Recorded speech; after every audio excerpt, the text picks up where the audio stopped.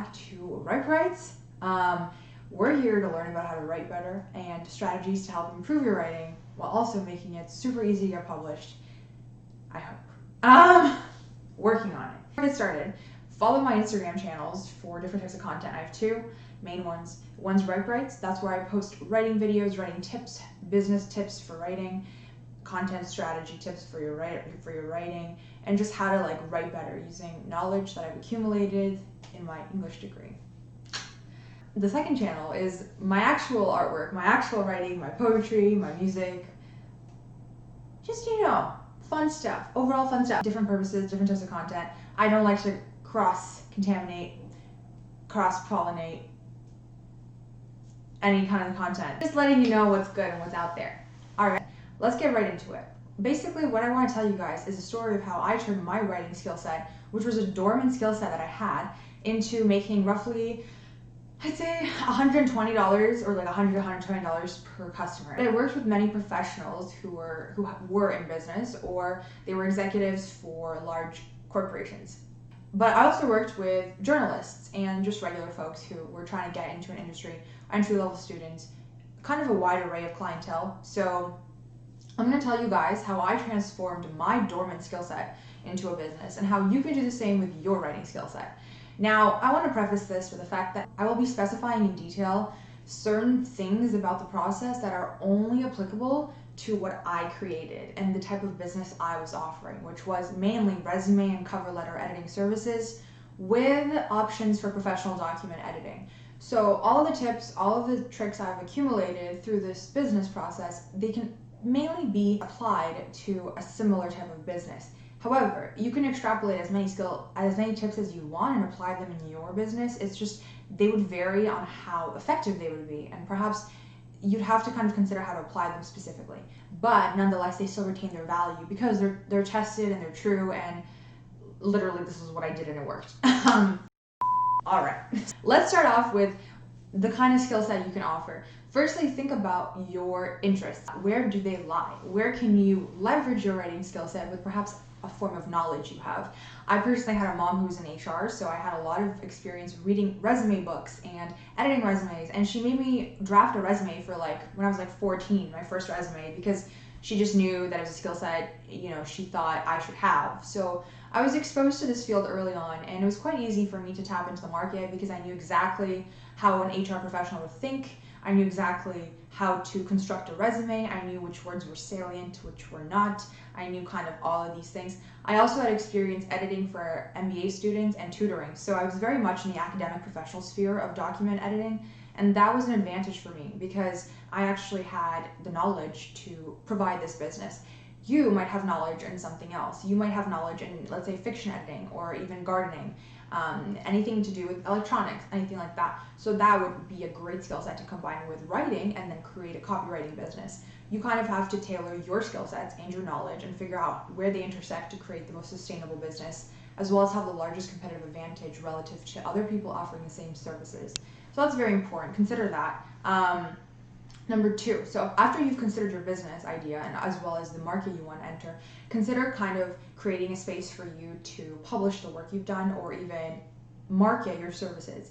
There has to be some sort of hub that legitimizes your business. You can't just exist in the ether and hope someone's going to pull you down through a message, a random spiritual motivation, and you just bam on LinkedIn, you get your first client. It doesn't work that way. You have to be visible. So things like a website would work really well, a social media page. You maybe even want to put posters in your academic, environment, like your school or something, ask if you can advertise your services to students.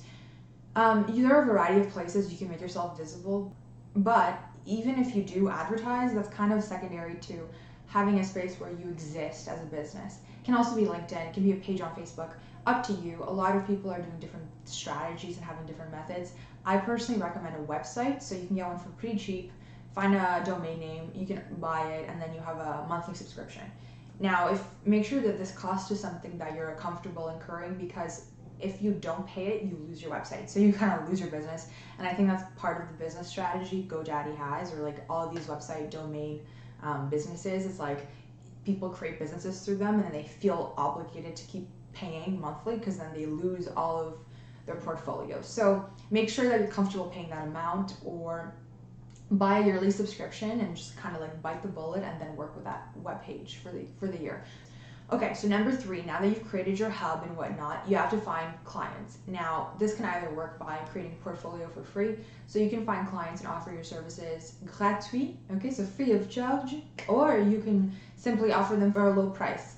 But be aware that the price that you offer, it kind of creates a benchmark for yourself and your customers. So if you're offering a very low price, they kind of think your services are not that good. If you're offering a very high price, you better know how to deliver. So you gotta find something you're comfortable with, and don't be scared to charge if you're confident in offering your services. If you're not at that place yet, experiment with maybe like free of charge with your friends or your family members and see if they're satisfied, and try to get honest feedback, because this is how you can eventually get to a place where you can charge more, because you're just better at what you do. All right, so then you have to advertise, and advertising can come in a variety of forms. I personally use Kijiji. It's very effective.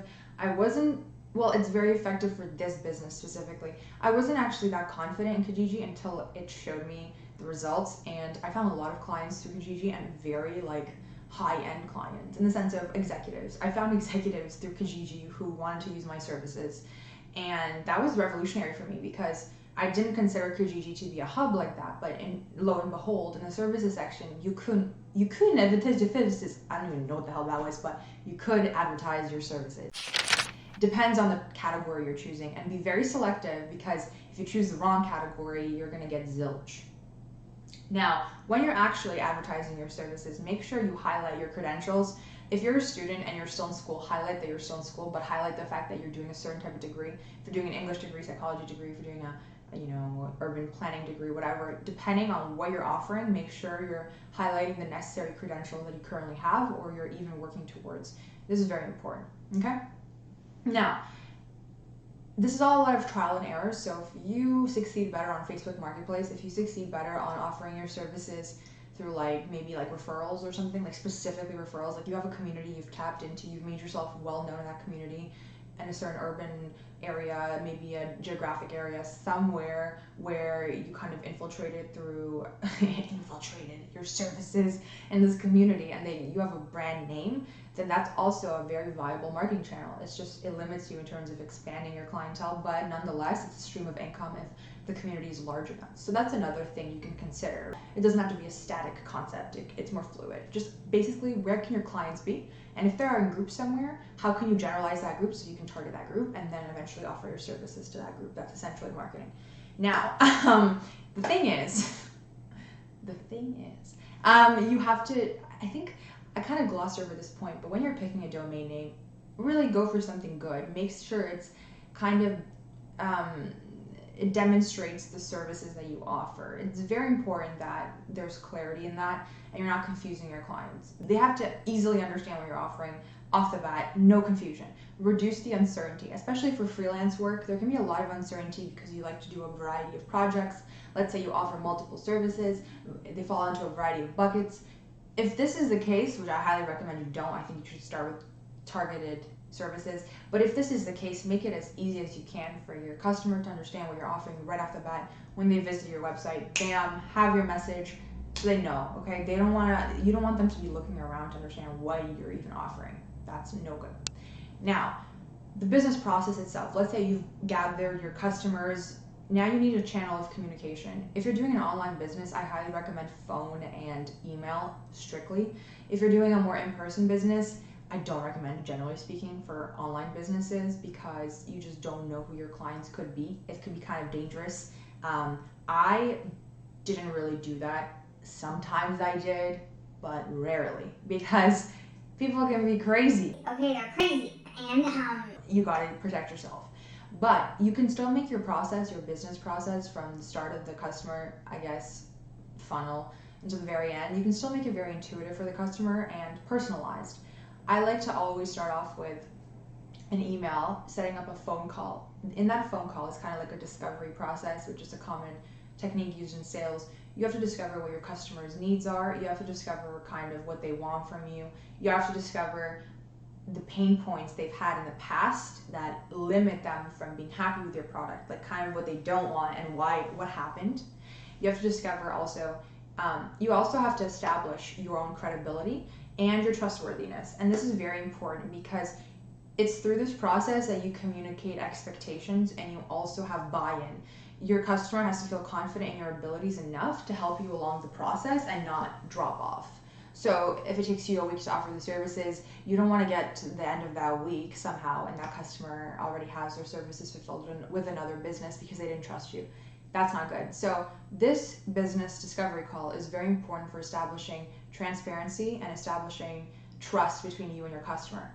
It's also really important to establish price. So in my experience, I don't know how other people do it, but this is in my experience, it's good to figure out kind of what the customer wants and then tell them the price right off the bat. After you've specified what you're capable of offering them. After you've kind of taken a look at what they want, right? That's really important, asking questions, figuring it out, then specifying how your services fit into what they want, maybe perfectly, maybe kind of imperfectly, then you offer the price, okay? Because they have to be on board, you have to be on board. If you're looking at something that's a longer project, you want to make sure both people are comfortable with the price. And this is my personal technique. Some people are sketchier, they really are, so they'll just like kind of, they won't have that transparency in the process and they'll just, maybe they'll add on whatever things. But I find that kind of sketchiness is more B2B. B2C, don't recommend it. I don't recommend that sketchiness. I don't think it's successful. I don't think it's ethical. I just don't think it's the right way to go. So make sure you're transparent about your price. Now, it's during this call that you also make sure the customer knows what you need from them to do your job successfully. So you can also establish norms of communication, like I'll just be emailing you, asking you for these documents. The deadline is this because of this reason. I can't do earlier. These are all things that establish norms and they manage expectations, which is account management 101. You have to manage your clients' expectations. And that's exactly what this tool does, of establishing kind of your deadline and your pricing and all these things. So that's essentially it. Now, after you've done the job, I always tend to do 2 iterations of a document because I want to make sure that everything has been caught, but also I want to make sure that the customer is aware of where that document is heading before it gets there. So I don't waste time. Okay, so if I'm creating a certain document and I'm seeing it in a certain way and I have certain information, I've created something, I will offer it to the customer at a certain touch point in the process to make sure that the customer is satisfied. If they don't like the work so far, then I'll iterate right off the bat. So I'll figure out what they don't like, what the issue is, and I'll create a different document or I'll edit the same one. And this usually, you want this, I would assume, around 20%, 30% into the process. So you don't waste time and you don't have unsatisfied customers. And that's why this discovery call is so vital, as well as the touch point, the 30% process touch point with the customer. That's why these 2 components are so vital for actually a satisfactory result. That's essentially how I would run that process.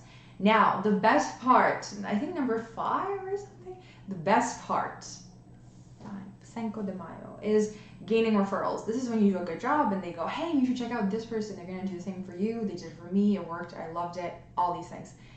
That's just good stuff. Get those referrals. Write that on your website.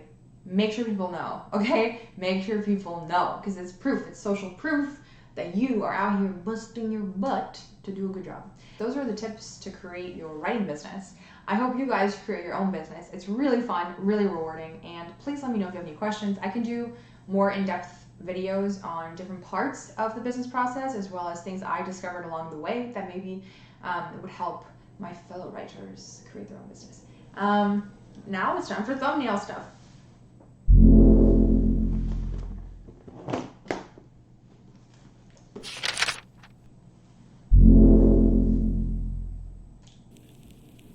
Crazy stuff.